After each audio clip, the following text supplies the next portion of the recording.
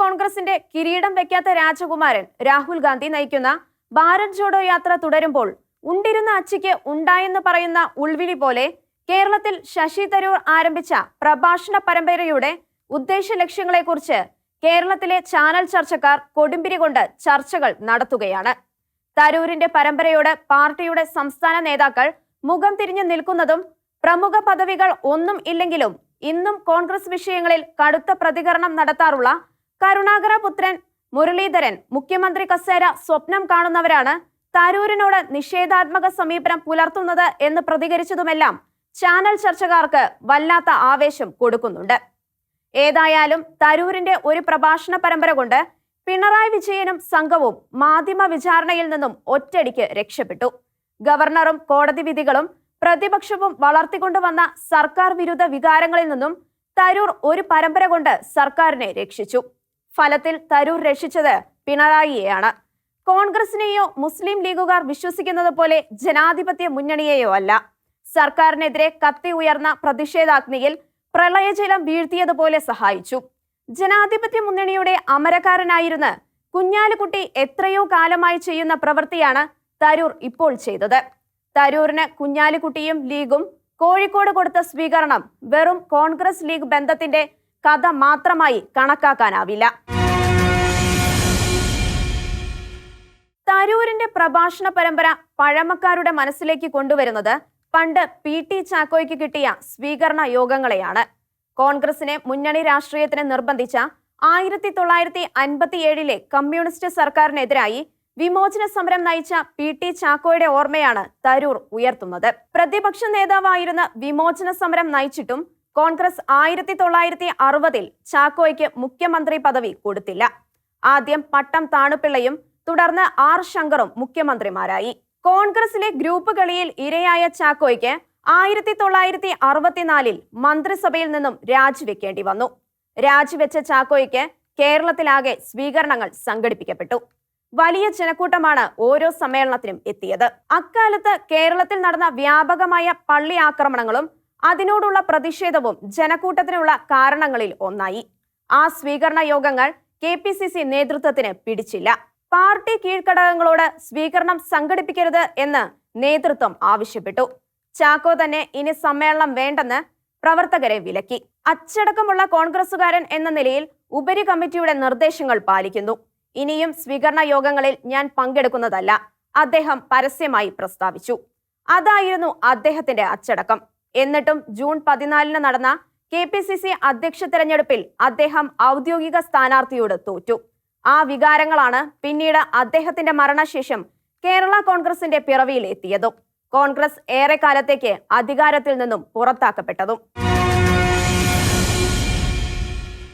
ഭാരതത്തിലെ ബുദ്ധിജീവികൾക്കിടയിൽ ആമുഖം ആവശ്യമില്ലാത്ത എഴുത്തുകാരനും ചിന്തകനും രാഷ്ട്രീയ നേതാവുമാണ് ശശി തരൂർ. അദ്ദേഹത്തിന്റെ അറിവും ഓർമ്മശക്തിയും ഇംഗ്ലീഷ് പരിജ്ഞാനവും വാക്വൈഭവവും സമാനതകൾ ഇല്ലാത്തതാണ്. ഭാരത ചരിത്രത്തിലുള്ള അദ്ദേഹത്തിന്റെ അവഗാഹവും ആ സത്യങ്ങൾ അന്തസ്സായി അന്തർദേശീയ വേദികളിൽ അവതരിപ്പിക്കുന്നതിന് അദ്ദേഹം പ്രകടിപ്പിച്ചിട്ടുള്ള വൈഭവവും പണ്ഡിതരെ മാത്രമല്ല സാധാരണക്കാരെയും ഏറെ ആകർഷിച്ചിട്ടുണ്ട്. അദ്ദേഹത്തെക്കുറിച്ച് അഭിമാനം തോന്നിച്ചിട്ടുണ്ട്. ഇദ്ദേഹത്തെ പോലുള്ള ഒരാളല്ലേ ഇന്ത്യയുടെ പ്രതിനിധി ആകേണ്ടത് എന്ന് ചിന്തിപ്പിച്ചിട്ടുമുണ്ട്. സോഷ്യൽ മീഡിയ ഫലപ്രദമായി ഉപയോഗിക്കുന്നതിലും തരൂരും സംഘവും നല്ല വൈഭവം പ്രകടിപ്പിക്കുന്നു. ഐക്യരാഷ്ട്രസഭയിലെ ഉന്നതമായ പദവികൾക്ക് ശേഷം നാട്ടിലെത്തിയ അദ്ദേഹത്തെ കോൺഗ്രസ് തിരുവനന്തപുരത്ത് ലോക്സഭാ സ്ഥാനാർത്ഥിയാക്കിയതോടെയാണ് അദ്ദേഹം നാട്ടിൽ പ്രശസ്തനാകുന്നത്. 2009 തിരുവനന്തപുരത്ത് ആദ്യമായി ലോക്സഭാ സ്ഥാനാർത്ഥിയാകുമ്പോൾ അദ്ദേഹത്തിന് സാമുദായികമോ വ്യക്തിപരമോ ആയ അനുകൂല ഘടകങ്ങൾ ഒന്നും ഉണ്ടായിരുന്നില്ല. NSS നേതൃത്വത്തിന് തന്നെ ഇഷ്ടക്കേടും ഉണ്ടായിരുന്നു. പക്ഷേ ഹൈക്കമാൻഡ് പറഞ്ഞതുകൊണ്ട് അംഗീകരിക്കാതെ വഴിയില്ലാതായി. അന്നു മുതൽ 3 വട്ടമായി ലോക്സഭയിൽ തിരുവനന്തപുരത്തിന്റെ പ്രതിനിധിയാണ് അദ്ദേഹം. ഭാരതം കാണുന്ന ശരാശരി രാഷ്ട്രീയക്കാരിൽ നിന്നും വ്യത്യസ്തമായ നിലപാടുകൾ അദ്ദേഹം എടുക്കാറുണ്ട്. അദ്ദേഹത്തിന്റെ പാർട്ടിയായ കോൺഗ്രസിനോ അദ്ദേഹത്തിന് പോലുമോ അവയെല്ലാം ഗുണകരമായോ എന്നത് സംശയമാണ്.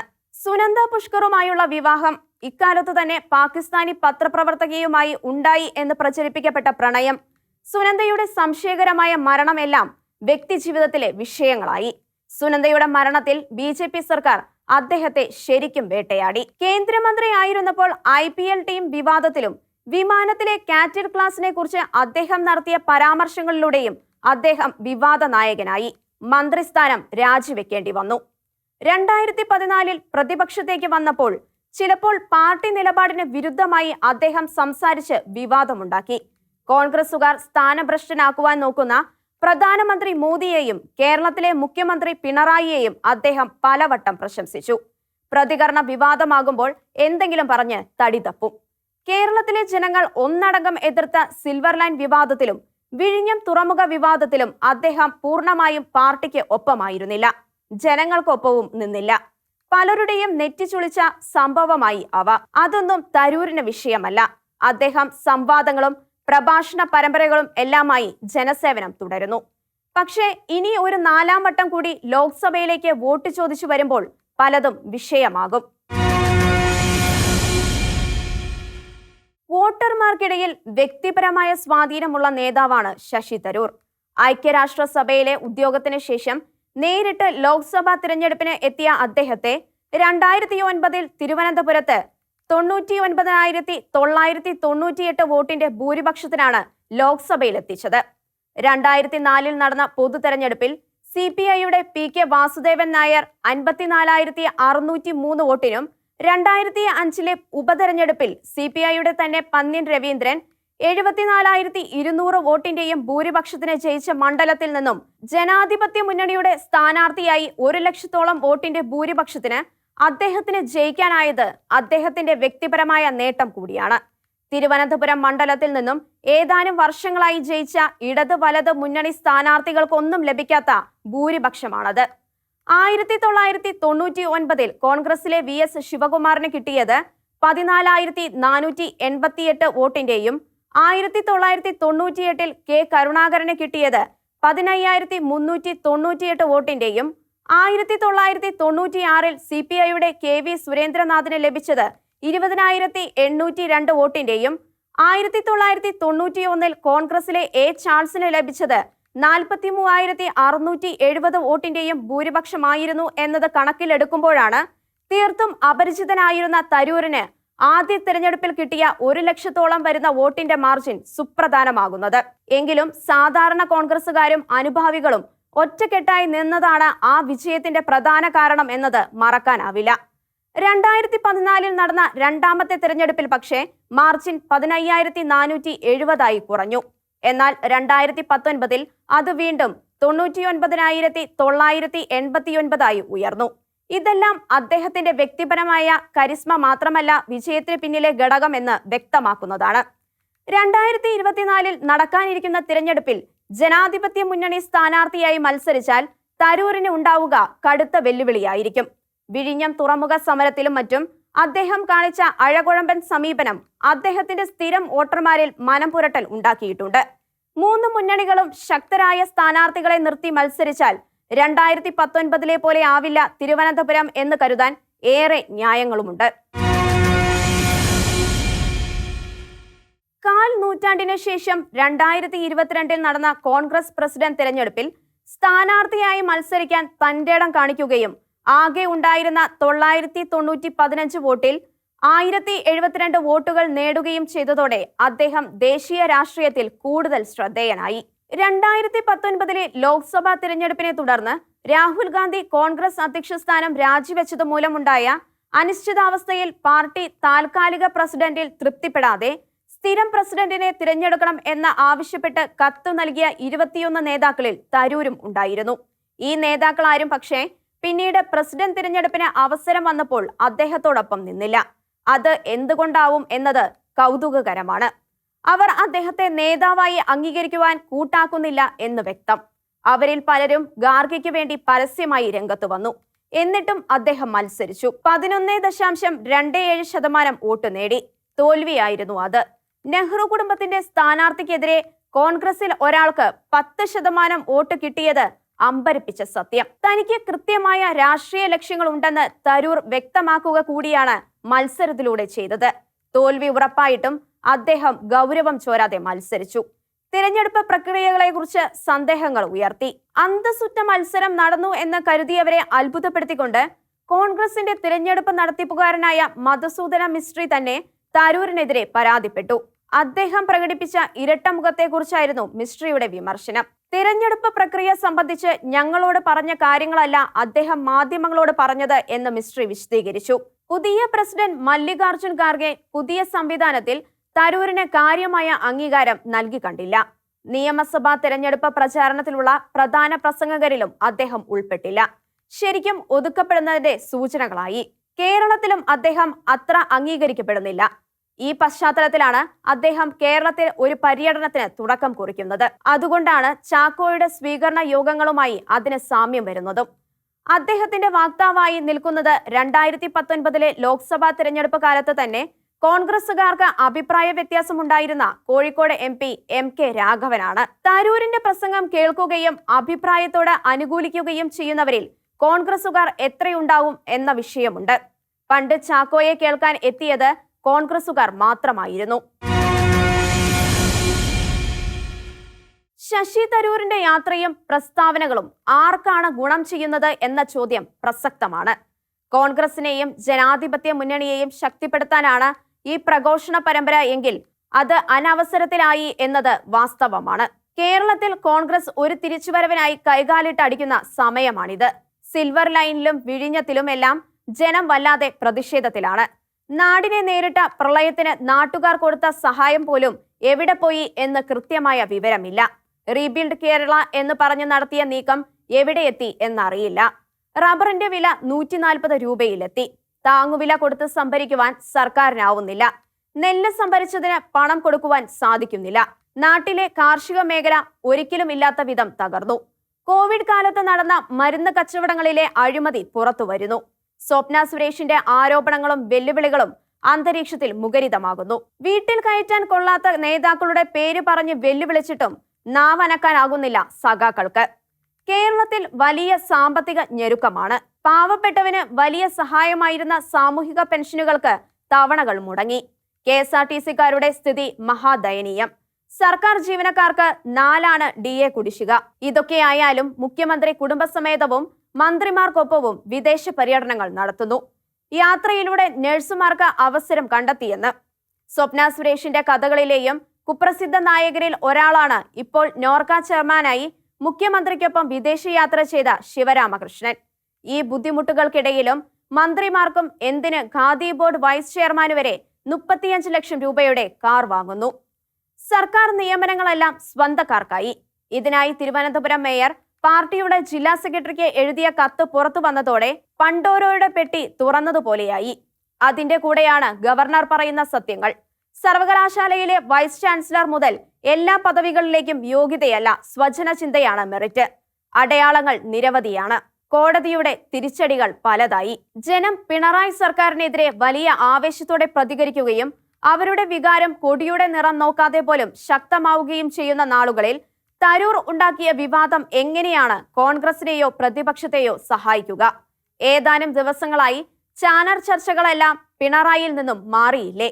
സത്യത്തിൽ തരൂർ വളരെ സമർത്ഥമായി ജനങ്ങളുടെയും ജനാധിപത്യ മുന്നണിയുടെയും കോൺഗ്രസിന്റെയും സമരത്തെ ദുർബലമാക്കി.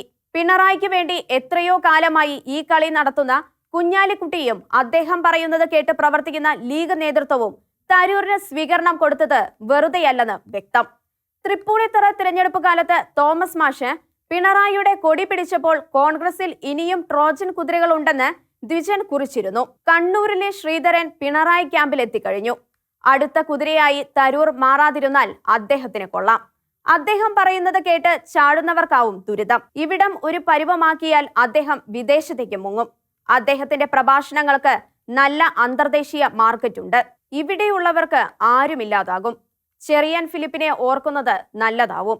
ഫിലിപ്പോസ് തോമസ് എന്ന കോൺഗ്രസുകാരനടക്കം പലരും അവിടെ കുടിയേറി പാർക്കുന്നുണ്ട്. കോൺഗ്രസിലായിരുന്ന കാലത്ത് വല്ല പ്രസ്താവനയെങ്കിലും ഇറക്കാമായിരുന്നു. ഇപ്പോഴോ അതാണ് കോൺഗ്രസ് വിട്ടാലുള്ള ഗതി. ഒരു പാർട്ടിയിൽ നിന്നോ സംഘടനയിൽ നിന്നോ മതത്തിൽ നിന്നോ അതിന്റെ നേതൃത്വത്തിനെതിരെ കലാപക്കൊടി ഉയർത്തുന്നവർക്ക് പാർട്ടി ശത്രുക്കളുടെയും പിന്തുണ കിട്ടുക സ്വാഭാവികമാണ്. സ്പീക്കർ ഷംസീർ ഒക്കെയാണ് തരൂരിന്റെ ഇന്നത്തെ ആരാധകർ. എതിരാളികളും എതിർ മാധ്യമങ്ങളും വല്ലാതെ പ്രശംസിക്കുമ്പോൾ ഓർക്കണം എന്തോ അപകടമാണ് ഉണ്ടാകാൻ പോകുന്നതെന്ന്. പണ്ട് EMS കേരളത്തിലെ ഒരു കമ്മ്യൂണിസ്റ്റ് വിരുദ്ധ പത്രത്തെക്കുറിച്ച് പറഞ്ഞത് ഓർക്കുന്നു. അവർ എന്നെ വിമർശിക്കുമ്പോൾ ഞാൻ ആകുലപ്പെടില്ല, എന്നാൽ പ്രശംസിക്കുമ്പോൾ ഞാൻ മാറിയിരുന്നു ചിന്തിക്കും എവിടെയാണ് എനിക്ക് തെറ്റുപറ്റിയത് എന്ന്. അടുത്ത കാലത്ത് സ്വന്തം പാർട്ടിയിൽ കലാപക്കൊടി ഉയർത്തിയവരിൽ ഒന്നാമൻ സാക്ഷാൽ K. കരുണാകരൻ നല്ല ഉദാഹരണമാണ്. 1967 മുതൽ 1995 വരെ കോൺഗ്രസിന്റെ നിയമസഭാ കക്ഷി നേതാവായിരുന്നു അദ്ദേഹം. സാക്ഷാൽ ലീഡർ, കോൺഗ്രസിന്റെ സമാനതകളില്ലാത്ത നേതാവ്. അദ്ദേഹം ആന്റണിക്കെതിരെ പട നയിച്ചപ്പോൾ എന്തായിരുന്നു മാധ്യമ പിന്തുണ?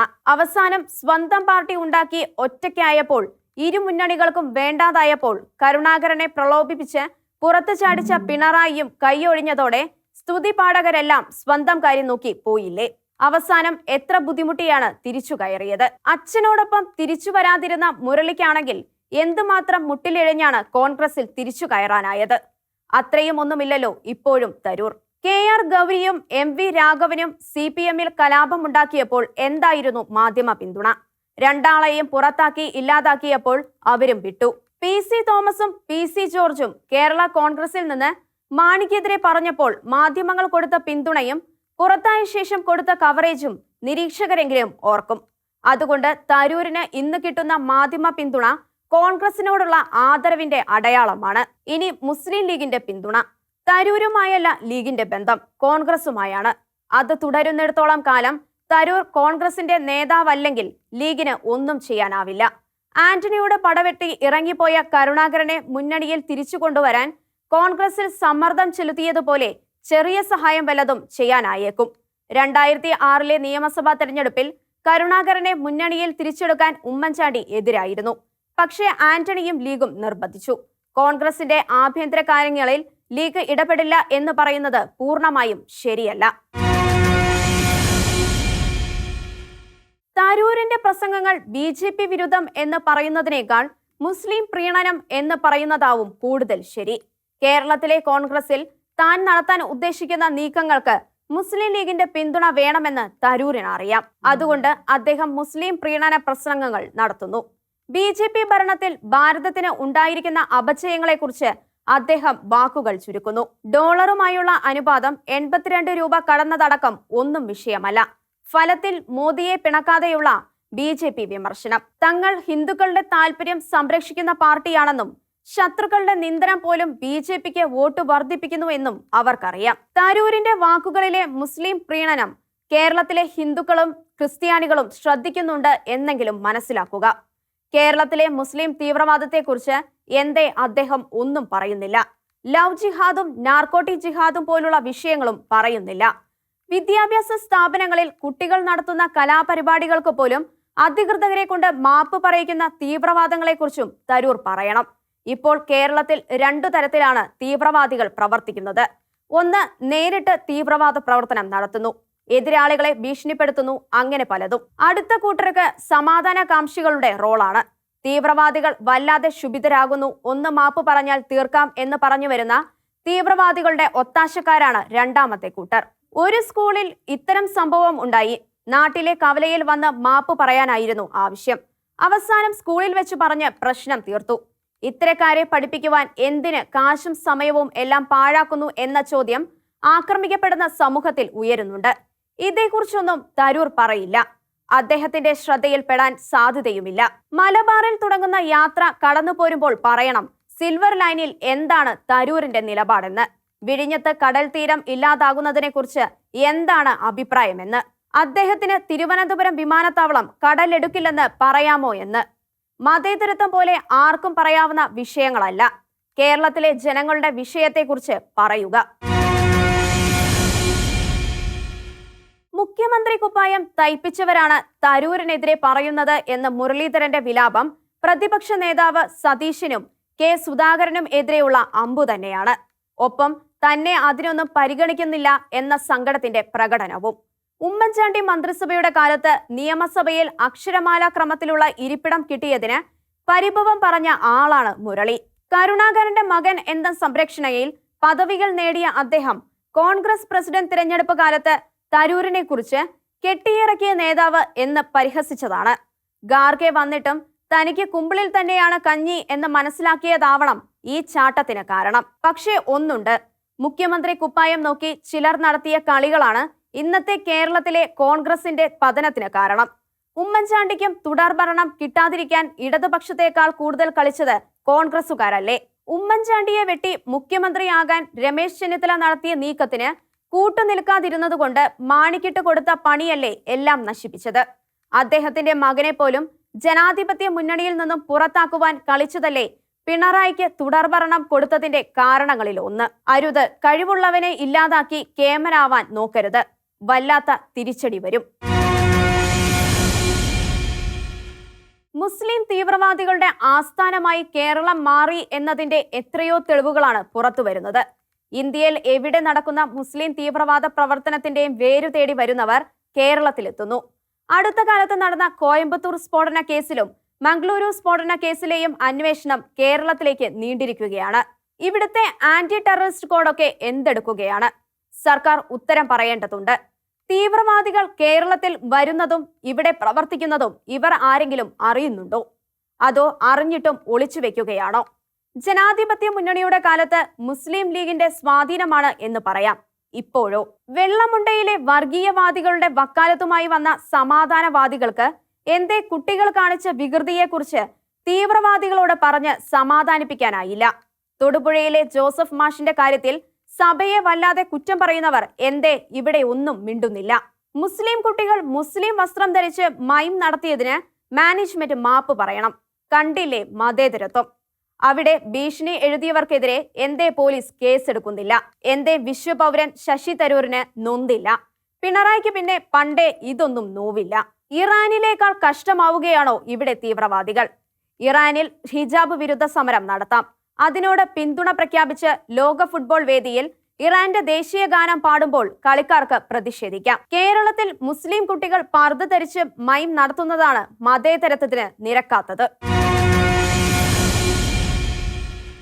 കേരളത്തിലെ പോലീസിന്റെ വിചിത്രമായ എത്രയോ മുഖങ്ങളാണ് പുറത്തു വരുന്നത്. തൃക്കാക്കരയിൽ നടന്ന കൂട്ടബലാത്സംഗ കേസിൽ 3ാം പ്രതി ഒരു സർക്കിൾ ഇൻസ്പെക്ടർ. ഇദ്ദേഹത്തിനെതിരെ 4ാമത്തെ സ്ത്രീ പീഡന പരാതിയാണിത്. സബ് ഇൻസ്പെക്ടർ ആയിരിക്കെ മുളവുകാട് വെച്ച് ഇതുപോലെ കേസിൽ പ്രതിയായ ഇദ്ദേഹം തൃശൂരിലും സമാന കേസിൽ പ്രതിയായി. 6 മാസം ജയിൽ ശിക്ഷ അനുഭവിച്ച PR സാനുവിനെതിരെ 9 തവണ വകുപ്പ് തല നടപടികളുണ്ടായി. പെരിയ ഇരട്ടക്കുള കേസിലെ മുഖ്യപ്രതി A പീതാംബരന് 1 മാസമായി കണ്ണൂർ ഗവൺമെന്റ് ആയുർവേദ ആശുപത്രിയിൽ സുഖചികിത്സ കൊടുക്കുന്നു.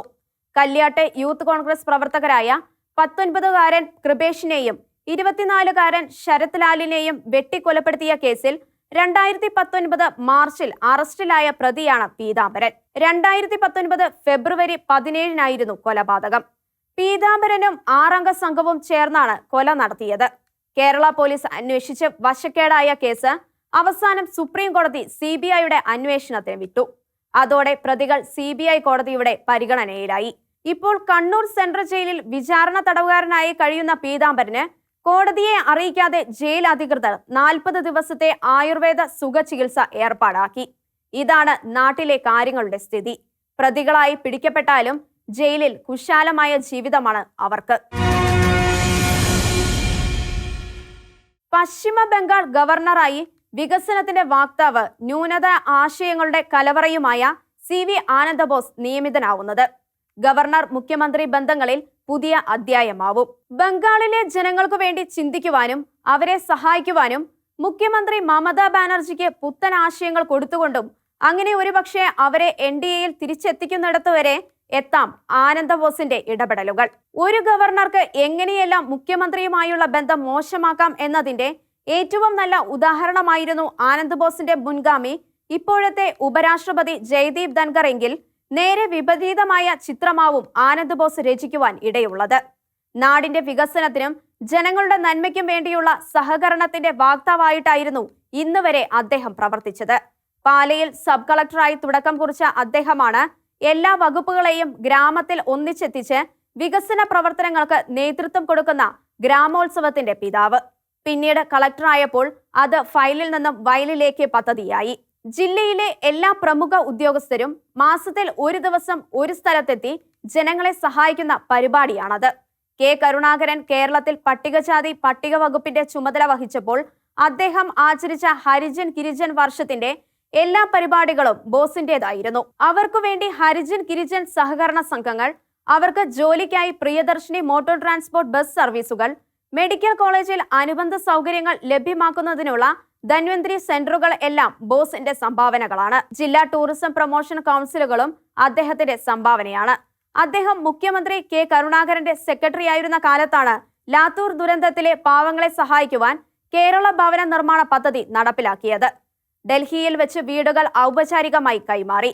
കരുണാകരൻ വാഹനാപകടത്തിൽ പരിക്കുപറ്റി കിടപ്പിലായ കാലത്തെ സെക്രട്ടറി അദ്ദേഹമായിരുന്നു. കേരള രാഷ്ട്രീയത്തിൽ അതിനെ ചൊല്ലി ഉണ്ടായ വിവാദത്തിൽ പക്ഷേ പരിക്കില്ലാതെ നിൽക്കാൻ അദ്ദേഹത്തിനായി.